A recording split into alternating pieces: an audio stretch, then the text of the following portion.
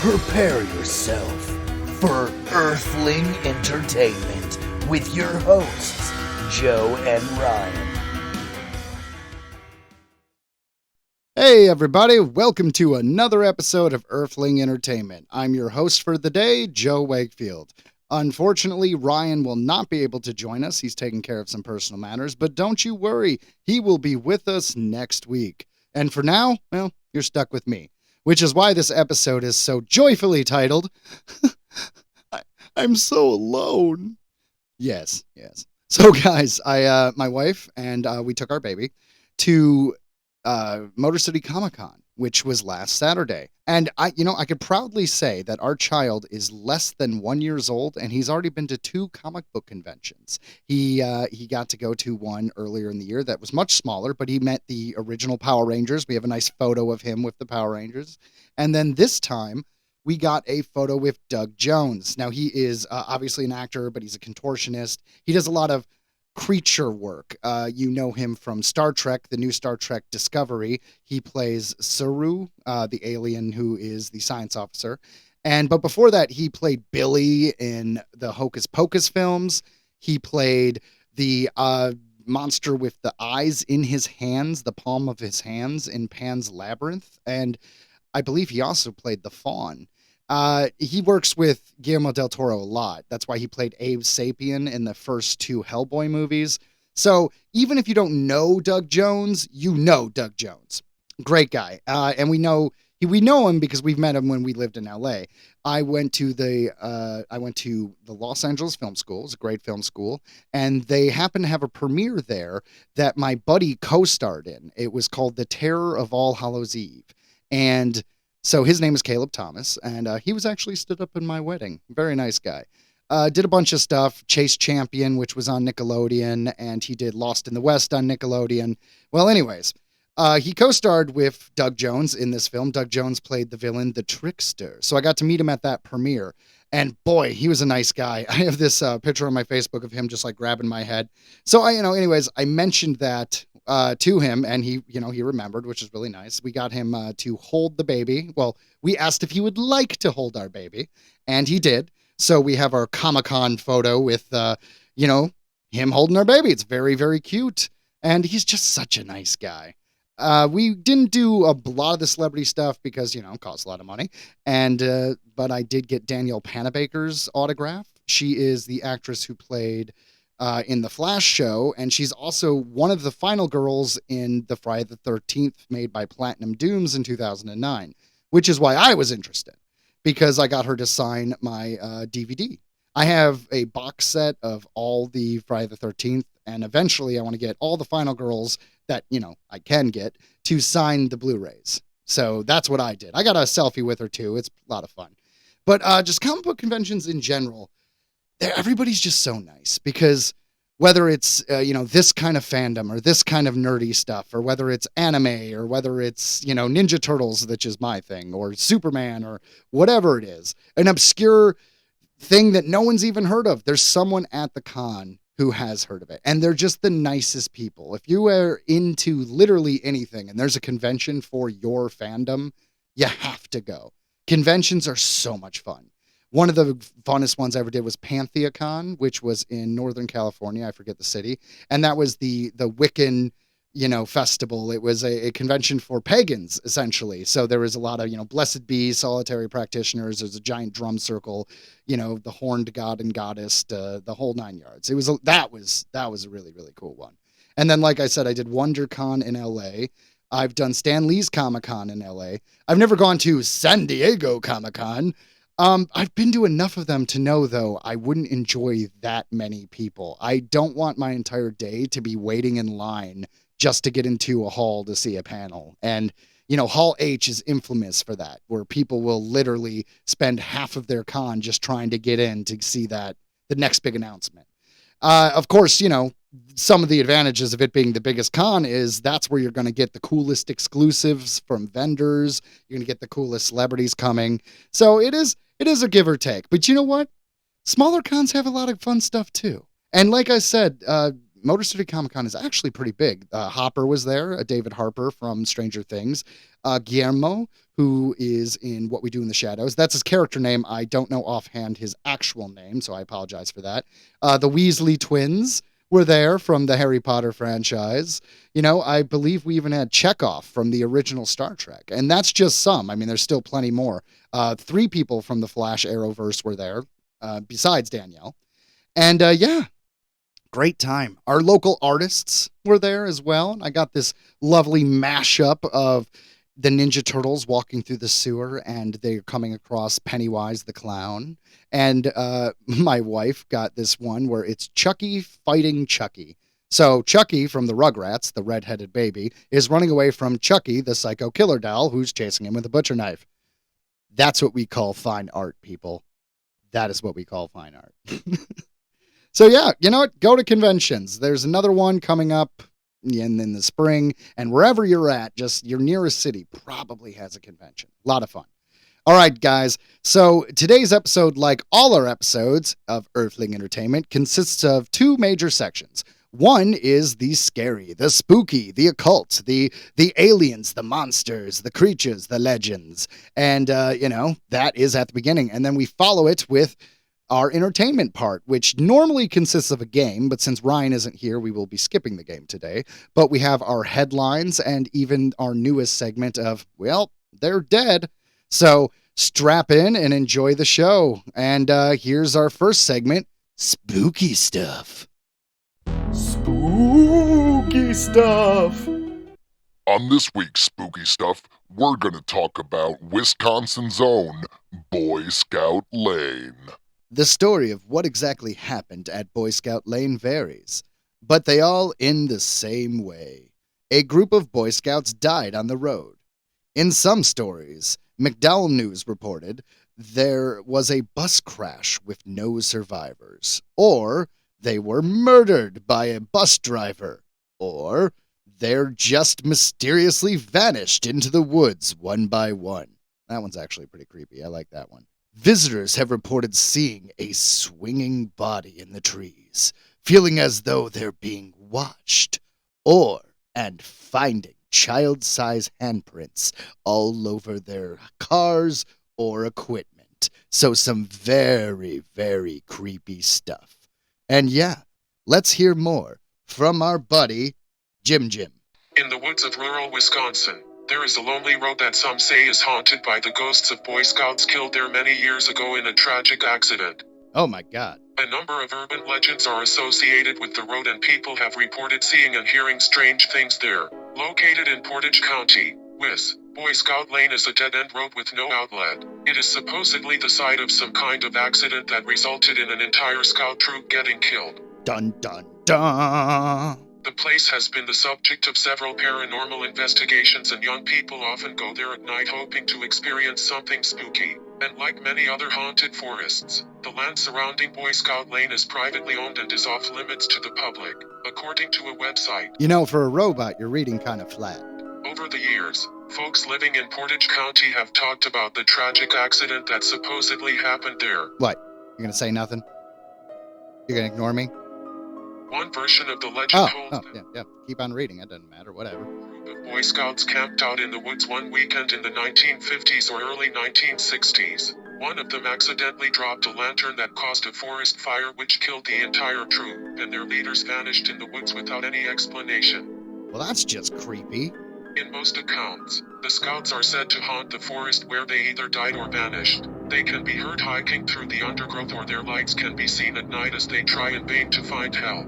People who have ventured into the woods around Boy Scout Lane have reportedly experienced different kinds of strange phenomena. They supposedly feel a strong sense of foreboding or being watched. They hear the sound of footsteps or breaking branches coming from different directions. Sometimes, folks say they were surrounded by the weird sounds. Others have claimed to see unusual lights that either resemble swinging lanterns or flashlights. Ghostly buses or figures have been seen along Boy Scout Lane or in the nearby woods.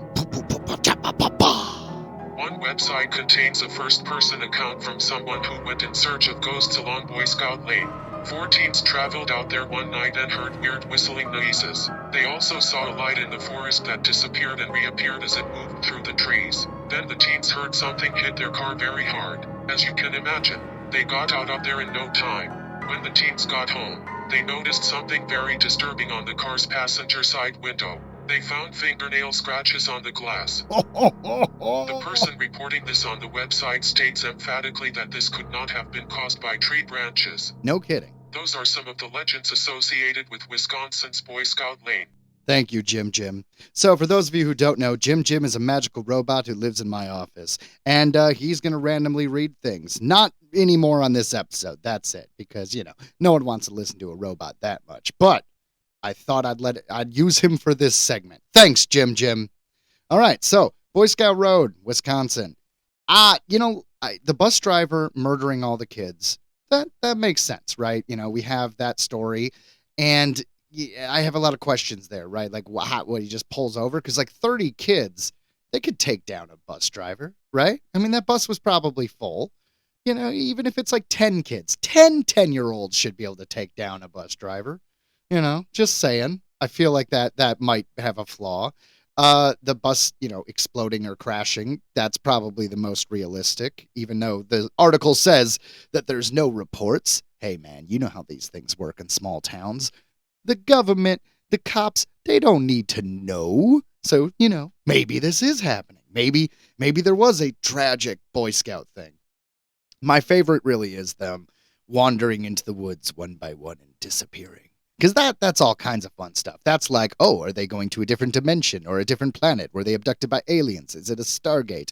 Is it a parallel universe? Is it just someone abducting them? Is it the devil that's luring them in? Is it witchcraft? Is it monsters? Is it Wendigo? I mean, there's a lot of fun stuff you can do with that. So if you're going to go super monster route, I like that, and that just feels like, as a screenwriter, there is the most opportunity for story. I could go on for weeks just talking about various reasons why these kids would wander into the woods and disappear one by one, and not even talk about any of the gross, real-life, creepy sexual stuff. No.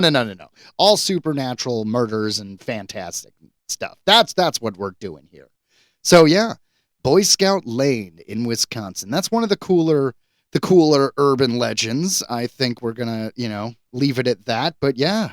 If you're ever in Wisconsin and you want to see creepy children ghosts, which, God knows has got to be the freakiest ghosts, I'm serious. If I see a full body apparition and it is an adult, it's going to be scary. If I see the little two twins from The Shining and they're come play with us, and they're talking to us, yeah, that's creepier. Which is why, The Walking Dead, the first episode started with a zombie child.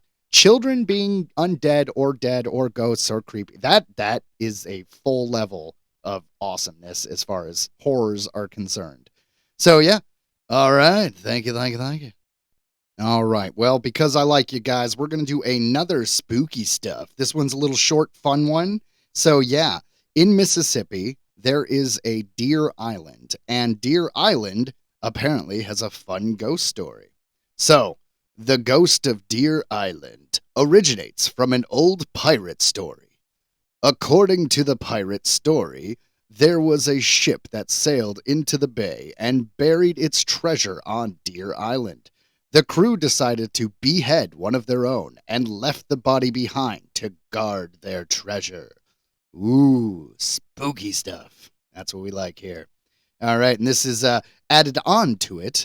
There is a story back in the 1920s. Two men were fishing on Deer Island when they heard rustling in the bushes, a noise they assumed was coming from wild hogs. Eventually, they decided to check it out, and then they encountered a headless skeleton. Oh my God, so they're running on the headless skeleton. They ran back to their boat, and that skeleton followed them the entire way, which, we can presume is the spirit of the pirate who was beheaded to guard the treasure. So, here's my thoughts. Scary skeleton running around, definitely an issue, but it doesn't have a head. How dangerous could this be? And they describe it as a skeleton, not a corpse. Like it's a zombie, right? Like if it was a zombie, zombies bite you, and that's bad, you become a zombie. But a skeleton isn't a zombie. A skeleton is a skeleton, and there's no head. Does it wield weapons? Does it have swords? Does it have old muskets? Even then, old muskets aren't that big of a deal, right? You just got to avoid the first shot and then run away as they're trying to reload. I don't know. I like pirate stories. This does feel very Pirates of the Caribbean. I feel like we can hit up Johnny Depp, he's probably not busy right now, and do another Pirates of the Caribbean, because this story you could just elaborate on, right? There could be a whole backstory to these pirates but what they did before they got there to Deer Island, and then why they chose the person they chose to behead. Like, was that guy a loyal, pirate? Did he volunteer? Or was he just, fuck Greg, let's just chop off his head. He's pretty much useless. Maybe he can guard the treasure. And it's like, how exactly does that work? Did the pirates put some kind of ancient voodoo Caribbean curse on the bones to be like, hey, you have to serve this purpose. You have to guard this treasure. Because otherwise, why would the ghost guard the treasure? I mean, he got beheaded for that job. I assume he didn't want to be beheaded. So what's going on there? Was he like, hey, I'll guard this treasure, but, I want my descendants to get a cut when we finally unbury it. I don't know. A lot of questions. A lot of questions with pirate skeletons who happen to not have a head. But, Headless Horseman, really good story. And, I should say, Sleepy Hollow and the Headless Horseman is a good myth. You know what I mean? Like, I enjoyed the Tim Burton film. I enjoyed other aspects of it. It's been parodied 100 times over. But the actual story, I'm getting a little off topic, but I want to say it. The actual story of Sleepy Hollow is so boring. I read it. It's a short story. And I swear to God, the author talks for 20 minutes about the drapes in somebody's home. The actual getting, running from the Headless Horseman is a very small, short part of this story. Oh my God, it was very boring. But, the concept, headless villains, I'm in. All right, guys. So that'll be it for this week's Spooky Stuff. Hope you enjoyed it. Coming up next is our newest segment. Remember that guy? Remember that gal? Well, now they're dead. All right, guys. Well, I'm happy to say we only have one celebrity death this week. Janet Landgard, the actress, has died at 75.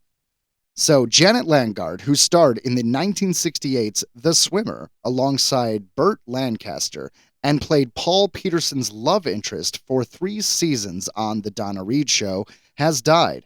She was 75. Peterson shared the news of his co-star Landgard's death on Facebook, noting that cancer took her life earlier this week. He added that Landgard was the best TV girlfriend my alter ego, Jeff Stone, ever had on the last 3 years of the Donna Reed Show. Janet was gorgeous, inside and out. We were always close no matter the time or distance. She will be missed. Now, I am sad to say I don't know Janet Landgard offhand. I don't remember her from her work. I didn't watch either of those shows.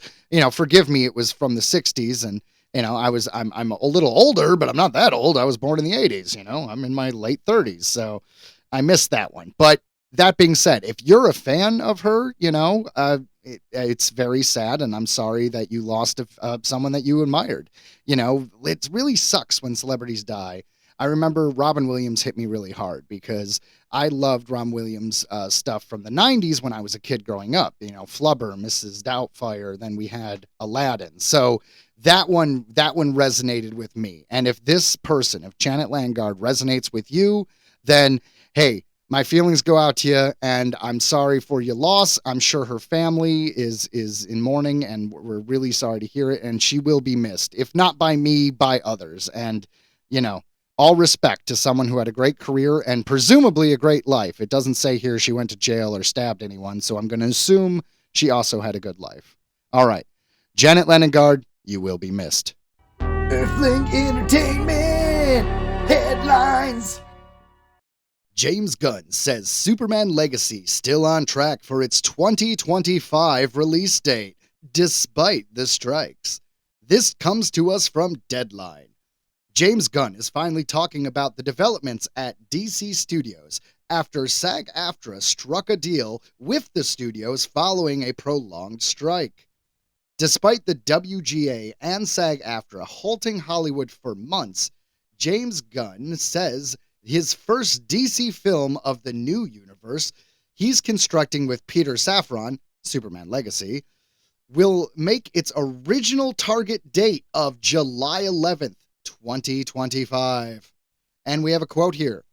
Thanks to the efforts of our talented crew, who never lost faith during the longest strikes in Hollywood history, and who never let their foot off the pedal, continuing to barrel forward, creating the most amazing character and set designs I have ever seen in my entire career, Superman Legacy will be making its original planned release date of July 11th, 2025. Gunn shared on Threads. Yeah, and just so you know, Threads is like Twitter, except it's owned by Instagram. So if you're sick of, Twitter or X, yeah, get a thread.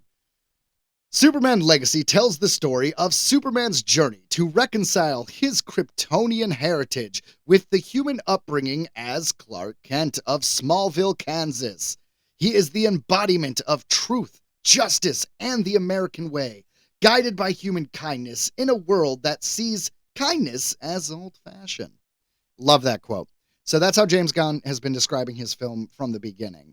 So Superman, true to form, if you like Guardians of the Galaxy or Slither or any of his other stuff, he, and you don't know if he would work for, Superman, he's come out and said that, hey guys, just because I have a style in these other films doesn't mean that's how I would tell a Superman story.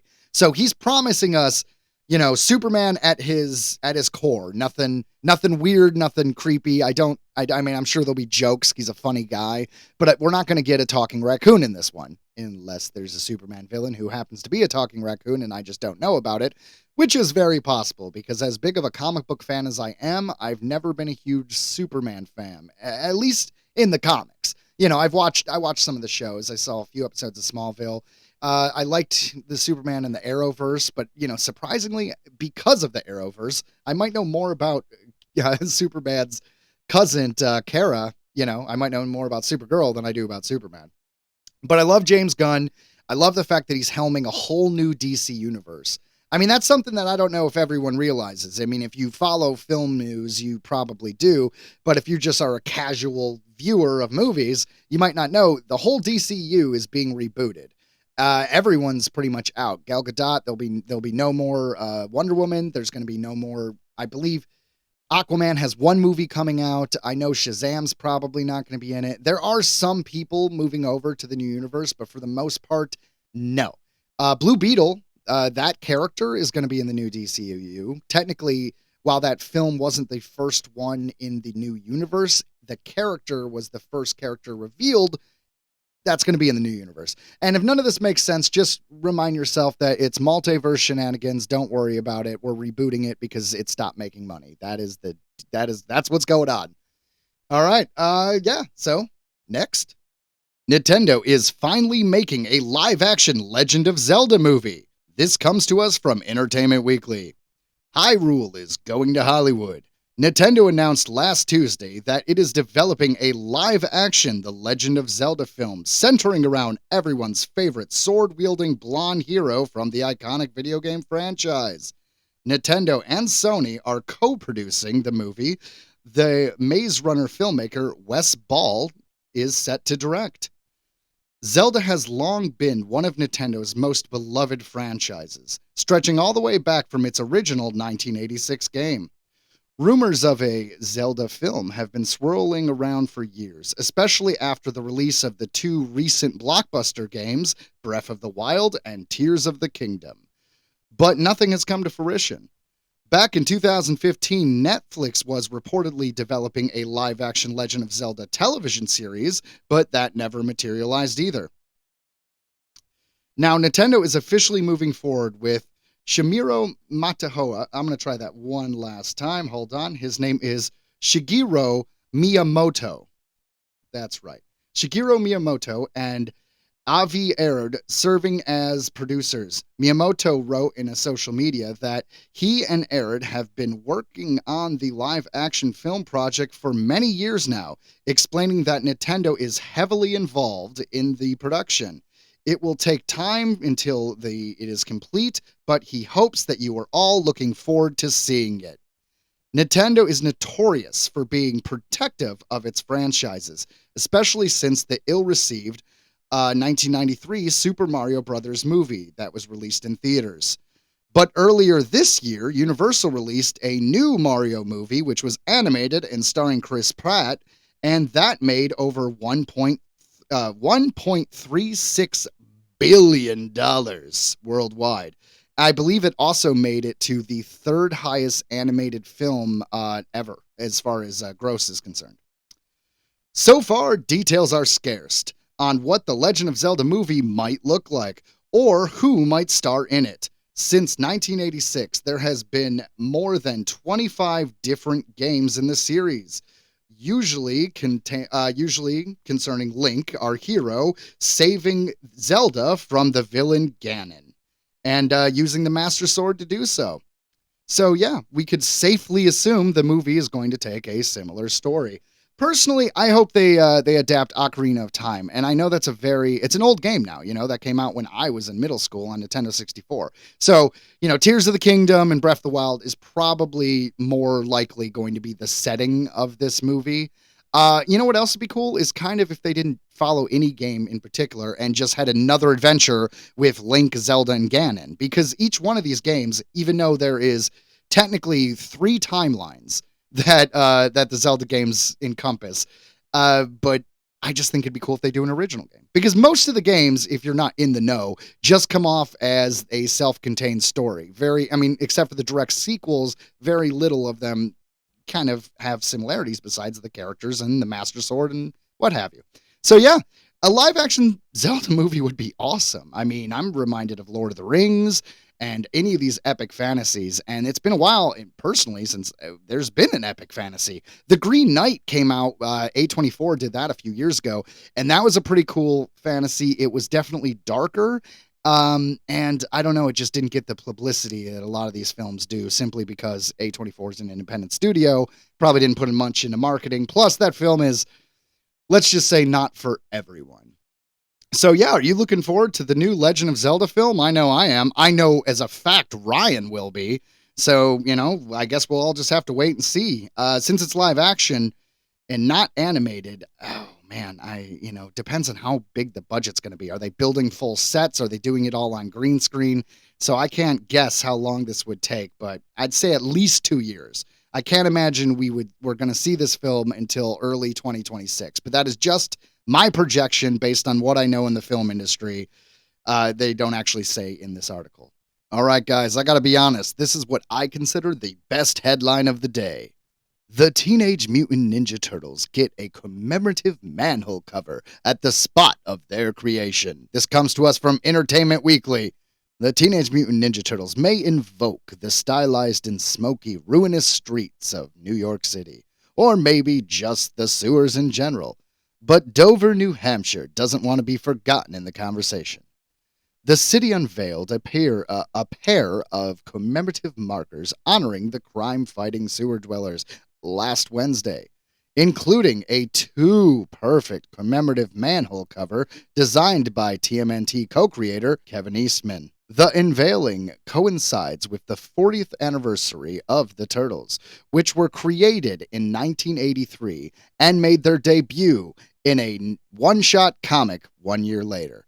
Yeah, for those of you who don't know, when Teenage Mutant Ninja Turtles first came out, the issue was really the only story they thought they would tell, which is why in that first issue, Shredder is introduced, he's explained their origin story, and also Shredder is defeated. Their archenemy is defeated because, well, they didn't think they'd be doing more of them.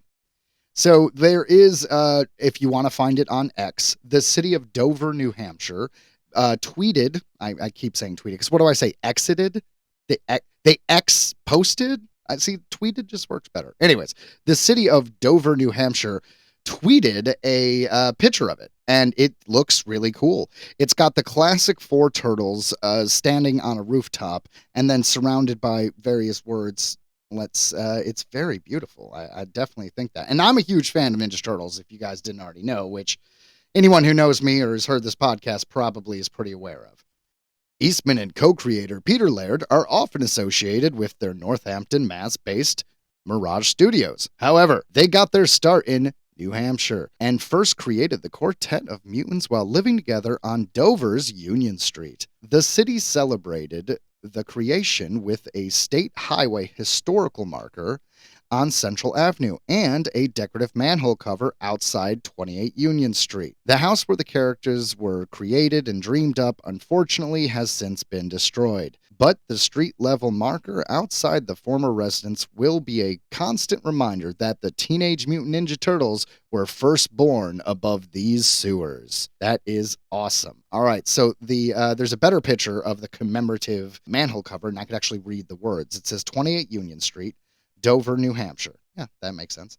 1984, birthplace of Eastman and Laird's The Teenage Mutant Ninja Turtles.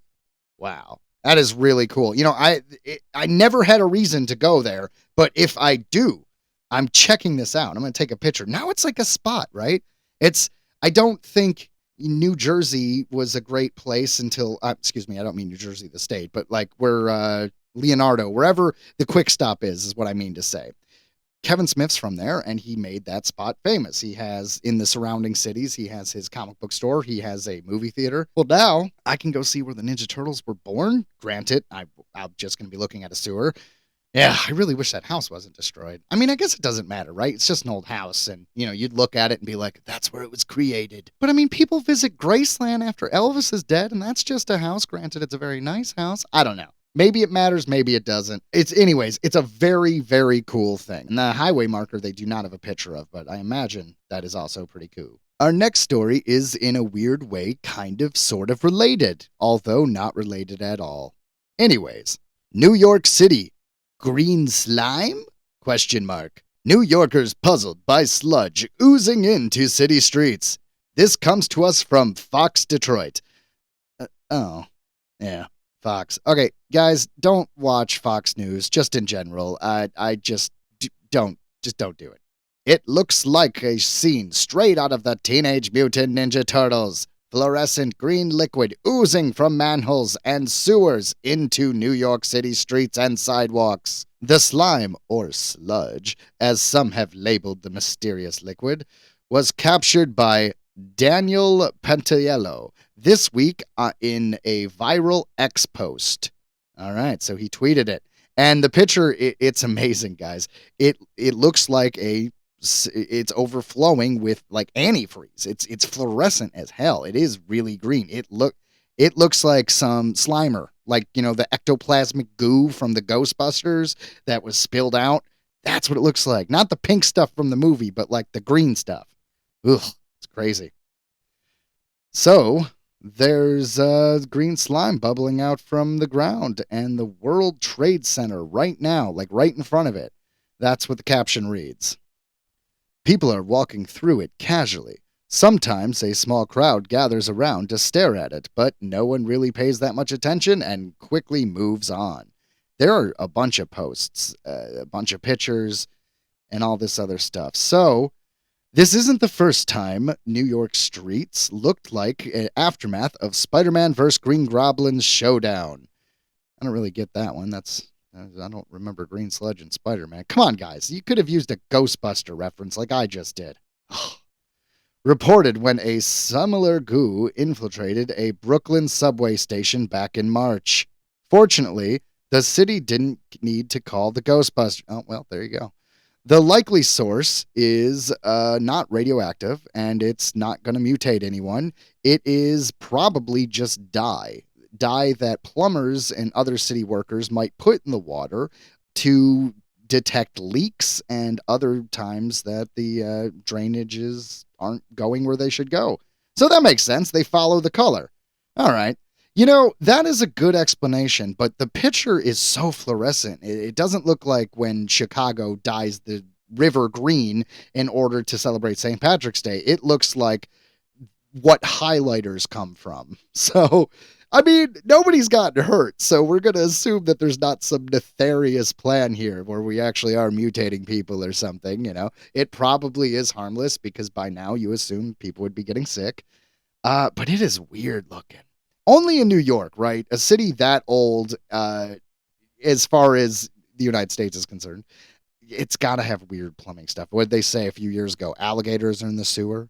There's abandoned subway where there's whole cities of homeless people. Like, come on, man. There's so much going on in New York. And now apparently ooze. One could only hope that it is actually from TGRI, and it is actually ooze that will mutate some form of baby turtles, and we could finally have the heroes we deserve in the real world. My God, that's the dream. And that will be our final headline. And it's actually the end of the show. So, I know this one was a weird one. Having the random robot was a silly idea. I wanted to play around. I wanted to have some fun. I don't normally do this by myself. So, we were experimenting a bit, enjoying the freedom and the day, and I hope you enjoyed it with us. Next week will be our normal episode with our host, Ryan. Thank God he will join me and we can have a fun back and forth. And that's pretty much it for today. Stay tuned for a little fun thing that we're about to do. But beyond that, here we go. Thanks for listening to Earthling Entertainment. When I was in the Los Angeles Film School, we had a project which was basically create a story with sound. See if you can tell a narrative using only sound. And, mixed results as far as the class was concerned. But I figured, hell, I'll just throw it at the end of this episode. If you like it, awesome. If you don't, I'll see you next week. Either way, enjoy. The Pennsylvania train crash of 1962 was one of the most devastating tragedies of the 20th century. The train was derailed at 2:47 p.m. after hitting a grizzly bear that ran across the tracks. For years, we were unable to guess what happened that day. That is, until now. After decades, an eyewitness to the incident has finally come forward. John Harris, a blind mute, did his best to share his story. What you're about to witness are the events of July 17th, 1962, through the eyes of John Harris. Remember, the dude is blind.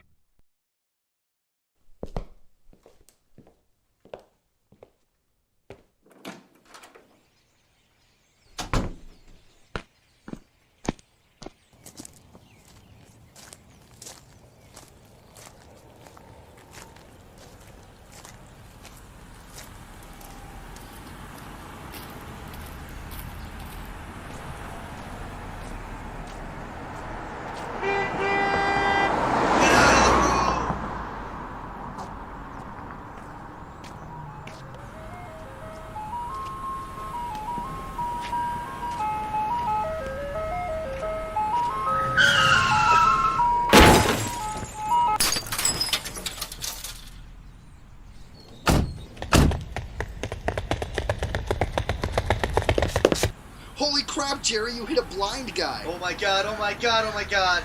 We gotta call 911. Are you crazy? We can't call the cops. Did you forget we're selling weed out of this truck? Well, what are we supposed to do then? Screw it. Let's throw him down the storm drain.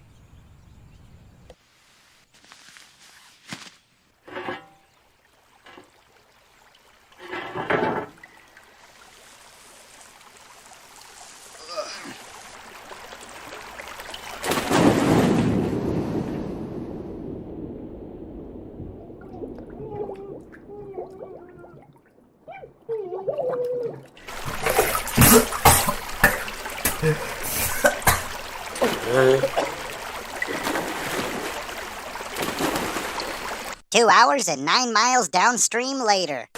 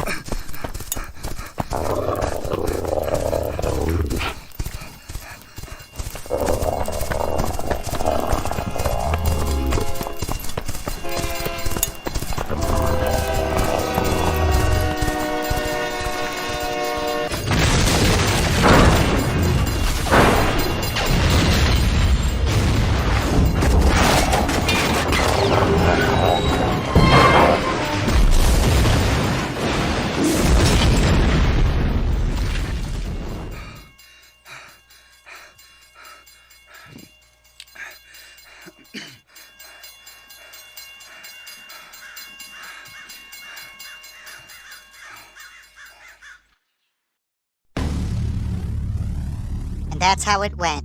John Harris just missed the train, but the bear, well, the bear got flattened and is gross, and there's blood and there's guts and there's everywhere, and it's really disgusting. And the train derailed and a lot of people died. But John Harris is okay, and that's the important thing. Check out our other podcast, Tattered Tales. Tattered Tales is an anthology show, much like Black Mirror or The Twilight Zone. Each episode is a self-contained story of horror, suspense, fantasy, or comedy. Either way, it's gonna be a good time. Check out Tattered Tales wherever you find your podcasts.